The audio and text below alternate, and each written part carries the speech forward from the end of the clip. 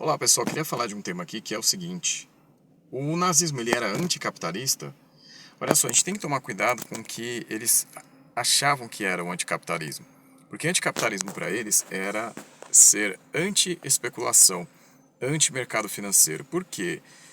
O Hitler e outros fascistas também, eles acreditavam que havia uma oposição entre a agricultura e a indústria de um lado e mercado financeiro do outro.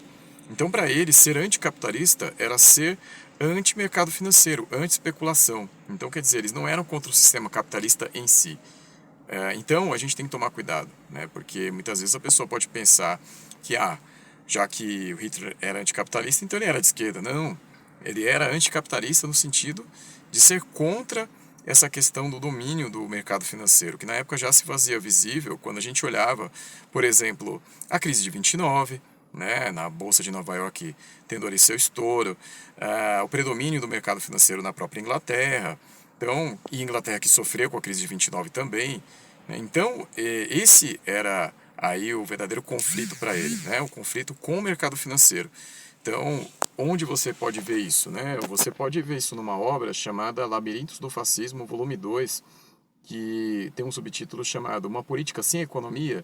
É escrito pelo João Bernardo, que é um escritor português que reflete já há décadas sobre esses temas e é um volume muito interessante de se olhar.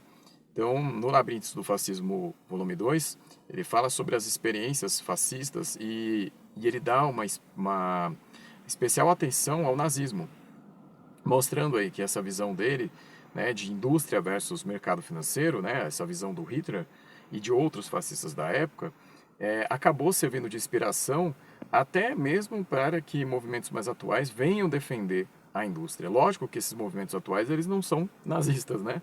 Nem são fascistas também, mas a origem desse conflito entre indústria e mercado financeiro tem aí as suas raízes no fim do século XIX e início do XX. Aliás, o João Bernardo ele já vai dizer ali que no fim do século XVIII já aparecia um pouco dessa oposição, né? Durante o período da Revolução Francesa, em alguns lugares da Europa, você tinha escritores já defendendo o papel maior da indústria contra as finanças, né, controladas pelos bancos. Então, pessoal, é um conflito antigo e que a gente tem aí essa necessidade de observar essa noção deles que era diferente, né? O anticapitalismo para eles não era ser contra o sistema capitalista. Então isso tem que ficar claro para não gerar confusão.